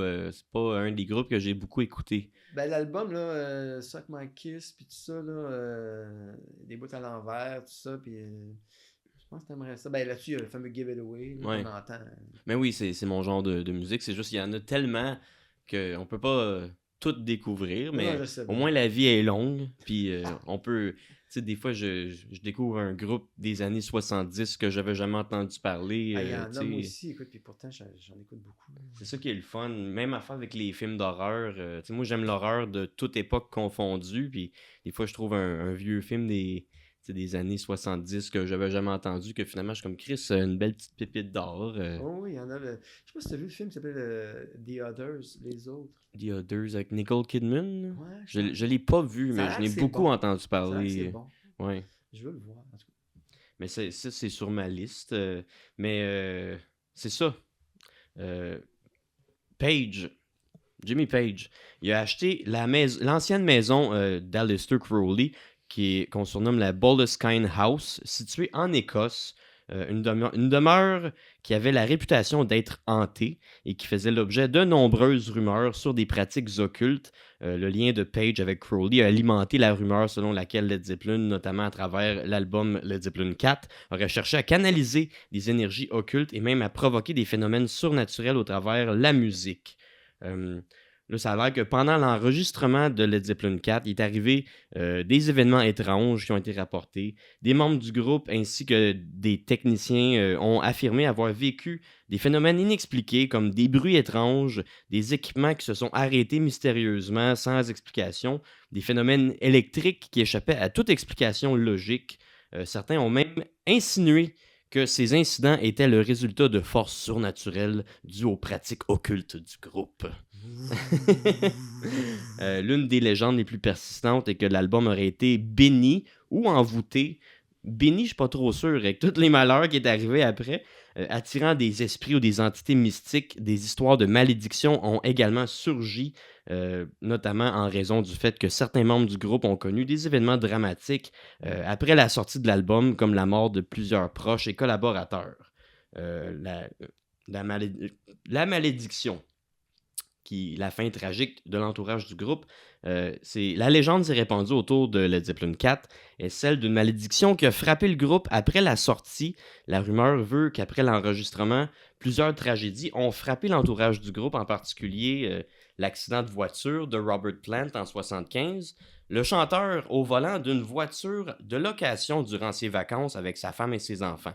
La voiture aurait mystérieusement cessé de répondre à ses commandes. Shit. Plant aurait donc perdu le contrôle de la voiture sans explication logique et n'a pas pu éviter le crash, sortant de là avec un accident qui a causé des blessures qui ont pris 2 ans à guérir. Ça, c'était le début de la malédiction pour Robert Plant parce qu'il y a plusieurs autres incidents malheureux qui sont suivis, comme par exemple en 77, année très malheureuse pour Robert Plant. En 77, sa mère est décédée, ce qui l'a profondément affecté. Il est possible que la douleur ait aussi influencé sa musique à cette époque-là, notamment dans Presence, bien que cela ne fasse pas directement partie de la tragédie liée à Led Zeppelin 4. C'est une perte d'un autre événement important dans l'entourage de Plant pendant cette période. Sa souffrance personnelle est d'ailleurs souvent perçue comme un élément marquant dans la musique du groupe à ce moment-là. Encore une fois, en 1977, pas longtemps après que sa mère meure, c'est son fils de 5 ans qui est décédé d'une infection virale. Son fils Carac, que si on dit son nom à l'envers, ça fait Carac. C'est comme Zozo. Non, Zozo, c'est Ozo. Ouais, Ozoz, en tout cas, je me suis fourré. Une infection virale tragédie personnelle qui a frappé le chanteur très durement. C'est survenu très peu de temps après que Led Zeppelin a commencé sa tournée aux États-Unis. Plant a même dû annuler certaines... Tu sais, il a dû prendre un recul, il a pris congé, puis ça a l'air qu'ils ont fait des shows sans lui. Ça a dû être un petit peu bizarre, un show de Led Je sais Zeppelin même sans pas qui Robert chantait, Plant. hein. Là. Je sais pas. Je suis pas un spécialiste de Led Zeppelin, c'est pas mon band préféré, mais Moi non quand plus, même mais fascinant. c'est un groupe très fascinant. Oh ouais, ben moi j'ai Led Zeppelin 2, gros album. Ouais. Led Zeppelin 2, c'était wow, puis House of the Holy, moi c'est les deux que j'ai écouté le plus. J'aime beaucoup Physical Graffiti aussi, que Trample Underfoot. Là. Ouais, ben c'est un album double, ça me semble. Hein? Je sais pas. Physical Graffiti. Je les écoute. C'est avec un édifice, là, Ouais. des fêtes, là? Je l'ai pas écouté vraiment, celui-là. Ben j'ai sûrement écouté, en guillemets, là, mettons, via Chum ou via d'autres personnes, mais... Anyway. Puis, après ça, ben là, on peut pas passer à côté de la mort de John Bonham en 1980, le batteur du groupe. Il buvait un peu, je pense. Ouais, ben c'est pour ça qu'il est mort. La tragédie la plus importante qui a frappé la malédiction de Led Zeppelin et l'entourage immédiat, c'est la mort de John Bonham, le batteur du groupe. En 1980, Bonham est décédé d'une intoxication alcoolique après avoir ingéré une grande quantité d'alcool la veille d'une tournée en septembre 1980. Sa mort est considérée comme la cause directe de la dissolution du groupe. Puis Led Zeppelin a décidé de ne pas continuer sans lui. Là, ça dit juste mort par intoxication d'alcool, mais il est mort étouffé dans son vomi. C'est vraiment ça qui est arrivé. Là. Les Spinal Tap font une joke avec ça. Je sais pas si tu la connais. Non. Non. Parce que Spinal Tap, un moment donné, le journaliste pose des questions, puis il dit ouais, vous avez changé souvent de batteur. Tu sais. Il dit ouais, il y en a un qui a carrément explosé. Tu sais. Puis là, tu vois un batteur qui éclate. Puis l'autre, il dit ouais, l'autre, il y a eu un problème avec le vomi. Là, tu sais. Il dit ah oui, il s'est étouffé dans son vomi. Non, c'était le vomi de quelqu'un d'autre. Tu sais. En tout cas, la mec qui le dit, c'est tellement drôle. Là. En tout cas, bref, continue. Ça, c'était dans le film de Spinal Tap? Ouais, ça s'appelle This is Spinal Tap. Ouais, c'est je l'ai jamais vu, mais faut que tu vois ça, dépêche-toi, c'est vraiment bon. On dirait que je connais absolument rien sur Spinal Tap. Il me semble que c'est pas le groupe qu'on entend souvent parler, mais pourtant, ils ont l'air des légendes ailleurs dans le monde qu'ici. Ben, l'idée, c'est que c'est un band qui n'existait pas vraiment. Il n'existait pas vraiment? Ils ont fait un faux documentaire sur eux autres. Ah mon Dieu, ça, je le savais pas. Ils ont fait un faux Moi, documentaire. Je les connais à cause des Simpsons. Puis, le bassiste, qui a une espèce de... c'est lui qui fait la voix de certains personnages dans les Simpsons. OK. En tout cas, bref, mais ça, pour les gens qui aiment le rock, Spinal Tap, d'après moi, c'est même la base un peu. Là. Puis qu'il y a des affaires niaiseuses là-dedans. Là. Je te compte pas toutes, là, mais c'est vraiment bon. Mais je savais pas que ça avait parti, que c'était un faux groupe. De mémoire, ça serait à fouiller, là. Mais de mémoire, c'est comme... Parmi les premiers trucs qui ont été faits de faux documentaires. Ouais. Mockumentary, ça s'appelle, je me trompe. Mais il faut que je regarde ça. Justement, l'autre jour, je jouais à CNIT. Je sais pas si tu as déjà joué à CNIT, le jeu avec le DVD puis les cartes avec des questions sur les films. Je jouais à ça avec mes amis. Puis il y a un extrait de film qui a popé. Puis c'était This is Spinal Tap. Puis là, j'étais comme, ah ouais, il y a un film là-dessus. Petite parenthèse. Je vais conclure avec la mort de John Bonham avant de continuer avec la malédiction de Led Zeppelin. Dans le fond, la perte de Bonham est souvent citée comme un événement tragique, majeur associé au groupe dans son ensemble. La mort de Bonham a été un tournant pour Led Zeppelin, mettant vraiment un terme à l'une des plus grandes périodes de succès de leur groupe, puis probablement à l'une des plus grandes périodes du rock. Point, je pense. Là. C'est ça, il est arrivé d'autres décès aussi dans l'entourage du groupe, pas juste dans les membres du groupe, parce que c'est ça, enfin, des membres de l'entourage du groupe ont aussi connu des morts tragiques ou des accidents. Par exemple, le sonorisateur John Paul John, à ne pas confondre avec le bassiste du même nom, il a également souffert de la perte de plusieurs proches au cours des années qui ont suivi la sortie de Led Zeppelin 4. De plus, il y a un fantôme. C'est chien, ça? Tabarnak. Ça craque. C'est Zozo. On va tous mourir. Non. Ben, un jour. Puis sinon, c'est ça. La mort de Richard Cole aussi, qui a été l'organisateur des tournées en 1983, a été un autre événement marquant. Puis là, si on se fie à la chronologie de la malédiction de Led Zeppelin, on peut voir que ça s'étale de 72 à 83, ce qui coïncide beaucoup avec le temps que Jimmy Page a habité dans la maison d'Aleister Crowley, bizarrement. Là, je vais conclure avec ce style de maison bizarre-là. Cette maison-là est vraiment bizarre, ok? Fait que la malédiction de Led Zeppelin aurait débuté en 70, ça remonte même bien avant ça avec toute l'histoire d'Aleister Crowley dans les années 1900. Une autre sorte de mystère associé à l'entourage du groupe, c'est la destruction de Boleskine House, la maison que possédait Aleister Crowley, dans laquelle il aurait fait plusieurs rituels invocations avec ses adeptes.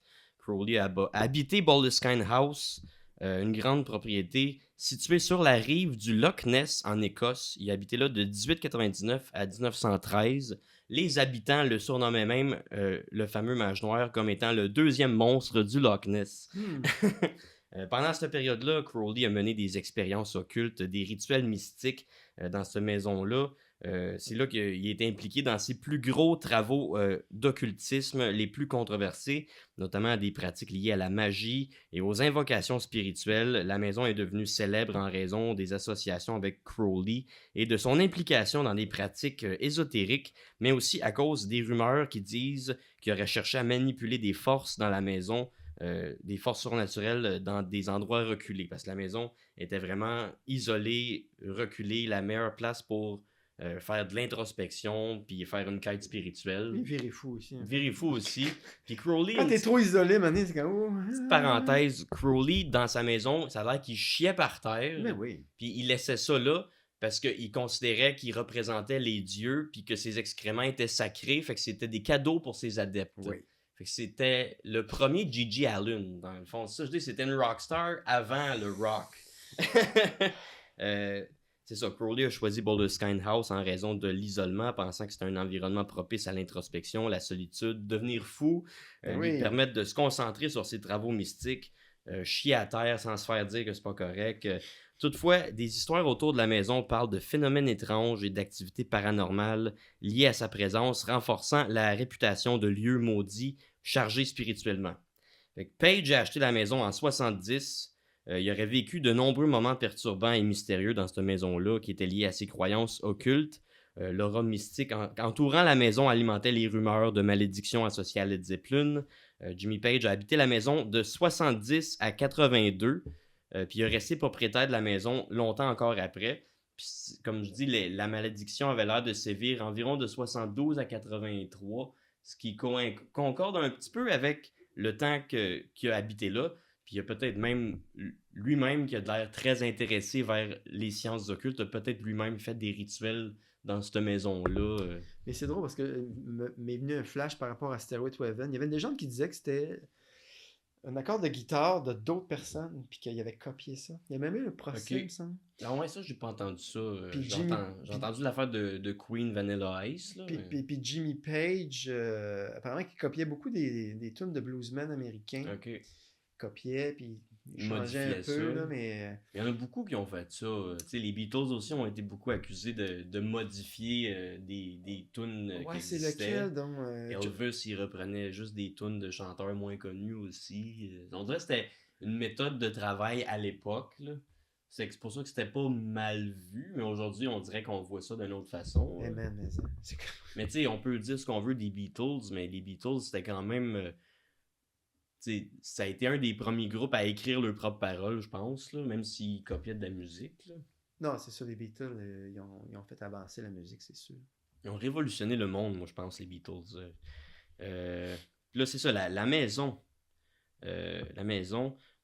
Conclusion, c'est ça. Plus hautement mystérieuse, la maison, en 2015.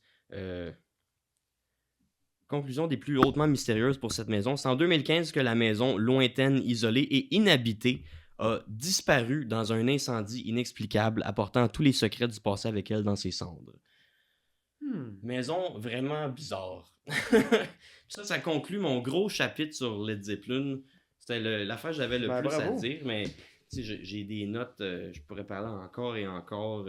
Moi, malheureusement, il va falloir que je quitte bientôt. Là. Il est... Oh, ok. Ouais. Mais écoute, c'est intéressant. Puis que dire... Moi, j'ai fait le tour de ce que je voulais dire sur Led Zeppelin. Non, mais Led Zeppelin, c'est drôle parce que ils sont revenus juste Page puis Plant à un moment donné. Puis là, je sais pas si tu es au courant, mais le bassiste, John Paul Jones, il dit ouais, je pense qu'il y a mon numéro de téléphone. Là. Il voulait revenir lui ici. Puis là, ils ont fait Celebration Day, je sais pas si tu as vu. Là. Je pense pas. Celebration Day, écoute, c'était la réunion de Led Zeppelin après je sais pas combien d'années, incluant le bassiste, pas juste les deux. Ouais. Puis ça a été enregistré. Puis moi, j'ai le DVD. C'est pas moi qui l'ai, c'est un de mes amis. Là, mais écoute, c'est enregistré en top notch. Puis ça sonne. Là.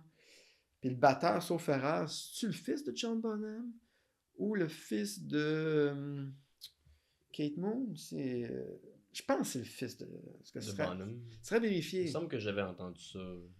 Puis il drum super bien. Là. Puis Bonham, lui, il y avait des grosses caisses. Là. Ouais. Ça sonnait. Là. Mais bref. C'est probablement le meilleur drummer que j'ai jamais eu. Là. Beaucoup de monde pense ça. Là. Ouais, ben là, on peut en jaser. Ouais. Parce que moi, j'aime beaucoup Kate Moon, qui était assez incroyable.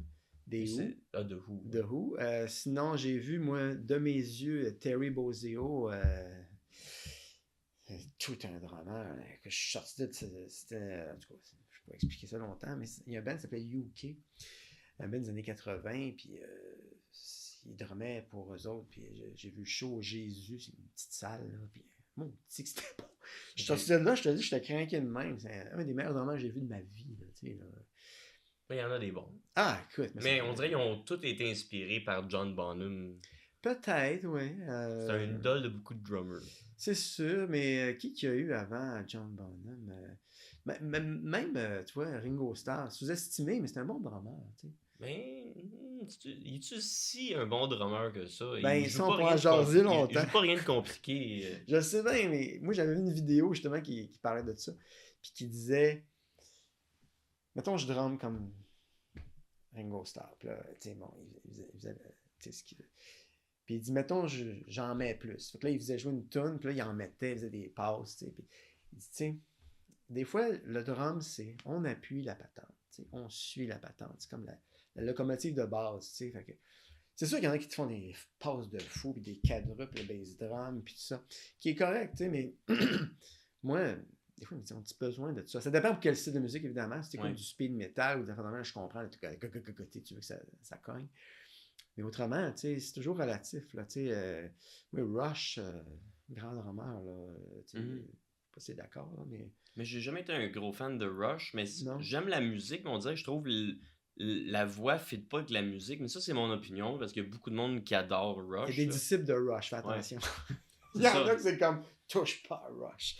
Mais non, ça c'est un Christy de drummer, vraiment toute une technique. Le batteur du groupe de Police, je sais pas, c'est Stewart, super bon. Kido, je peux en nommer plein. Écoute, moi je suis fou du drum. Et toi tu disais, tu drummais? Je drumme un peu, mais moi c'est la base, là, tu sais, Ok. Tu vas pas mourir dans ton vomi à cause du drum. Je pense pas. Je pense pas, mais la percussion est quelque chose, tu sais, de... J'avais vu quand j'étais jeune un film qui s'appelait Le Tambour. C'est ça? Ouais, il me semble que c'est ça. Parce que tu vois, sur la pochette, tu vois un enfant avec un drum, puis c'est un film allemand, je sais pas trop, là, Ok. avec une petite caisse claire. Puis j'avais vu ce film-là, puis ça m'avait fait, ah, ça a l'air cool de jouer de la caisse claire, tu sais. Puis je m'étais acheté une caisse claire, tout ça. Puis là, après ça, je jouais un drum, mais tu sais, un drum, c'est compliqué. Puis ça prend de la place, ça fait du Ben oui. bruit. Puis là, je jouais un drum électronique. Mon drum, même un drum électronique, tu sais, t'entends un peu, ça fait fatigant pour les autres. Mais bref, c'est ça. Ah, c'est sûr, le drum, c'est l'instrument qui fait en sorte que tes voisins taillissent le plus, là. C'est sûr. Mais c'est le fun, c'est un bel instrument. Ça défoule. Ah, c'est clair. Ben, ça défoule, mais aussi, tu sens que t'es vraiment dedans, là, tu sais, puis... Puis moi, je fais de la tech de scène, puis le drum, c'est l'instrument le plus compliqué à micer. Je sais. Ça prend 1000 micros. Des tests de son, puis ça. Ça prend un tapis, c'est comme... Oh. Chaque fois qu'ils nous disent à la dernière minute, on a un drum, on est comme, si vous auriez dû nous le dire avant. Ah non, mais je peux parler de drum longtemps, mais c'est un instrument que j'adore, écoute. Bref. En tout cas, si t'es pressé, je vais pas te retenir trop longtemps. Déjà, on a parlé beaucoup, on a fait 1h30 quand même. Puis là, j'avais préparé d'autres histoires, mais c'est pas grave parce que ça va me faire d'autres histoires à raconter pour mes prochains épisodes. Puis déjà, juste l'histoire de Led Zeppelin, c'était vraiment long. J'ai imprimé genre 15 pages de documents Word d'histoire d'horreur du rock. T'es à ton affaire. Mais c'est ça. Sinon, pour conclure, as-tu un petit mot de la fin, des petites plugs? Sinon, moi, j'ai des petites plugs. Ben, moi, je peux en parler. Ben, c'est ça, j'ai Mario Rock Band. J'ai la page Facebook Mario Rock Band. On essaie de mettre des clips là-dessus. On est sur Instagram aussi. Moi, j'ai ma page personnelle de Instagram. J'ai aussi Popo le Clown, on en a parlé tantôt. Popo le Clown, tu sais, je suis obligé de le dire tout le temps, là, mais je vous rassure, c'est pas du clown têteux. C'est du clown quand même à la Mr. Bean. Puis je fais toutes sortes de photos dans toutes sortes de lieux. Puis j'ai fait aussi des vidéos que j'ai mis sur YouTube. Il y en a que j'ai pas mis encore, il y en a que je vais mettre. J'essaie de jouer avec le silence aussi, là, des effets sonores, de la musique. Puis sinon, ben, bientôt, on va jouer avec le groupe FAN, F-A-O-N. FAN? Ah oui, il me semble que je connais ça. Un groupe super cool, un groupe de rock, dont le chanteur, ça c'est une inside, là, mais dont le chanteur est technicien pour le show Musical Box. C'est quoi Musical Box? Ils reprennent Genesis, okay. Ils font le tour de la Terre, ça marche. Avec tous les costumes, les éclairages. Okay. C'est le gros cover show. Là. Le gros cover show de Genesis, allez voir ça, moi je les ai vus souvent. J'ai vu la version Musical Box qui reprenne Selling England by the Pound. J'ai vu celle qui reprenne The Lamb Lazon on Broadway. C'est wow. Faut juste que tu connaisses ça. Si tu connais zéro Genesis, c'est sûr que tu peux être un peu dépaysé. Là. Tu sais, les effets, les tunes, des fois ça revire de bord, ça change de beat. Tu sais, bon. Mais quand tu as connu l'époque, quand tu as connu ces musiques-là et tu les as aimées, c'est wow, vraiment. Parce qu'il y a quand même des bonnes chansons. Là, tu sais, Selon toi, Phil Collins, c'est-tu un meilleur drummer que John Bonham? Ben, c'est dur à comparer. Encore là, il y a des disciples de Phil Collins. Il y en a qui l'haïssent aussi. Je ne comprends pas ceux qui haïssent Phil Collins. Moi, j'ai lu son livre. C'est super intéressant. C'est un gars qui a toute une carrière. Écoute, il a même fait du jazz avec un groupe qui s'appelle Brand Dix. Tu sais, In the Air Tonight, c'est un peu une tonne de fou, là, je dirais. Puis si vous allez voir sur Wikipédia, In the Air Tonight, puis cet album-là, qui était Face Value, il y a toute une technique d'enregistrement qui était un peu révolutionnaire à l'époque, en tout cas, vous allez voir. Mais bref, c'est ça, Phil Collins, je ne cracherai pas là-dessus. John Bonham, c'est un super bon drummer aussi. Je pense qu'on ne peut pas comparer. Tu sais, c'est comme dire mon père est plus fort que le tien. Tu sais, c'est embêtant. Mon père, il est riche en tabarnak. Ouais, c'est ça, tu sais. Mais comparer. C'est sûr, moi, j'ai un côté Phil Collins. Tu sais, bon, quand il faisait ses jams avec Chester Thompson, tu sais, il était deux drums, tu sais, puis il jammait, puis tout ça. Puis, tu sais, il vient du jazz, ce gars-là, Phil Collins, tu sais. Puis, d'ailleurs, vers la fin de sa carrière, parce qu'il ne drum plus, il est vraiment magané, le pauvre. Mais vers la fin, il avait repris du jazz avec un big band, tout ça, puis... Tu écoutes des chansons de. Là, je suis bien technique, mais c'est quoi, dans The Return of the Giant of Good, ou je sais pas trop. Puis là, c'est un beat de jazz, mais c'est du Genesis. En tout cas, bref. Je suis plus attaché à Phil Collins qu'à Jason Bonham, que j'aime bien. OK. En tout cas, bref. Mais c'est ça, c'est à débattre, là. C'est toute une affaire d'opinion, puis de goût aussi, là. C'est ça, ben, il y a Carl Palmer aussi, qui est un super bon drummer, tu sais. En tout cas, je peux en nommer plein, là. Bon, puis moi aussi j'ai des petites plugs à faire. Ben horreur paranormale et meurtre, si tu veux contribuer à ma chaîne, abonne-toi à mon Patreon, tu vas avoir accès à tous mes épisodes au moins un mois d'avance. Je suis plus vraiment en tête là, à cette heure, ils sortent en public plus qu'un mois après, mais là, je vais essayer de me remettre dedans. Sinon, abonne-toi à ma chaîne YouTube, François Quirion. Like ma page Facebook, François Quirion Humoriste. Sinon, mon podcast, il est disponible en audio sur Balado Québec, Spotify, puis Apple Podcasts. Il était sur Google Podcasts, mais Google Podcasts n'existe plus, ça a l'air. En tout cas, sinon, un nouveau projet qui me tient vraiment à cœur, puis tabarnak, ça marche, c'est le Shiba Rire. T'es fan de bandage japonais, t'es fan d'humour, viens à notre nouvelle soirée Shiba Rire. On est une fois par mois au club Le Tension, qui est un club de bandage japonais. On fait une collaboration avec eux autres. Eux autres, ils font des démonstrations de shibari live. Nous autres, on fait de l'animation, on a des invités, on a de l'humour, on a des dragues, on a du burlesque. L'autre jour, on avait Miss Behave qui faisait un show de burlesque, kinky, sexy. T'as un peu de tout. Viens voir ça, les billets, ils partent toujours assez vite. On était sold out avant le jour du show. Moi, j'ai un fait pour le burlesque. Je vais en parler souvent. Là, mais... J'aimerais ça. Je veux pas dire, je veux pas annoncer, tu vas être sur notre soirée, il n'y a rien de confirmé. C'est Bruno qui s'occupe du booking, mais si ta blonde n'est pas jalouse qu'il y ait des filles qui se font attacher dans la salle, moi, je te verrais vraiment sur notre show. Fait que Chiba Rire, une fois par mois, venez voir notre show. Sinon, pour la prochaine, on espère... On vise à le faire en virtuel présentiel parce que ça a vraiment bien vendu. Puis on aimerait ça sortir de Montréal. Puis pour ceux qui sont venus la dernière fois, qui étaient déçus parce qu'on vendait pas d'alcool, on va s'arranger pour vendre de l'alcool.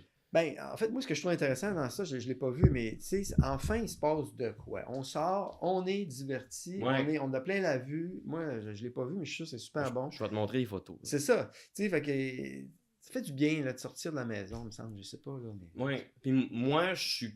Moi puis Bruno, on est deux petites bébites non conventionnelles. Les soirées d'humour normales, moi, je suis un peu blasé de ça. Puis on n'a pas nécessairement le style qui fit partout. Là. Tu sais, je peux faire des jokes sexuels. Tu sais, je peux être moi-même. La dernière fois, j'ai fait un set, j'ai parlé de BDSM, de mon identité de queer. J'ai parlé de l'église avec la vision de l'homosexualité, puis les prêtres pédophiles. Puis j'ai fini ça avec la démonologie. J'étais allé all-in. J'ai fait un petit hommage à Elvis Gratton. J'ai parodié la scène où il parle de son identité culturelle, mais en décrivant mon identité de genre. Je trouve que c'était ingénieux. Cool. Je me suis un peu enfargé parce que tabarnak, toutes les lignes se ressemblent mais sont différentes, là, mais le monde a applaudi. Bon, ben, attends. Fait que viendrez voir ça. Merci Mario. Hey, super le fun. J'espère qu'on va se revoir bientôt. Puis gros merde avec tes projets. Alright. Puis en finissant, je voulais parler de Guy Nadon, le drummer de jazz québécois qui était vraiment le fun. Puis aussi, j'oublie son nom, mais il y avait un groupe qui s'appelait Les Batains. Guy Nadon, c'est pas un acteur? C'est aussi un acteur. C'est pas le même gars? C'est pas le même gars Okay. du tout. Guy Nadon, il avait des petites lunettes, là, puis il était un peu... puis il drummait du jazz, puis il était vraiment hallucinant. Puis il y a un groupe qui s'appelait Les Batains, c'est un groupe québécois, puis le drummer d'eux autres était hallucinant. Malheureusement, je sais pas son nom. Un gars, une petite barbe, il a l'air d'un lutin un peu, il est vraiment excellent. Lui, il m'avait capoté ce drummer-là. C'est pour quelle bande qui jouait? Les Batains. Les Batains. OK. C'est un band qui est pas... existe ça encore? Je pense que ça n'existe plus, Les Batains, mais en tout cas, ça peut être... Je recherche Google Les Batains du groupe québécois, puis le drummer, vous allez voir c'est qui, lui, il est vraiment bon. OK. Ouais, vous irez voir ça. Ouais. Merci tout le monde! Hey, merci, salut.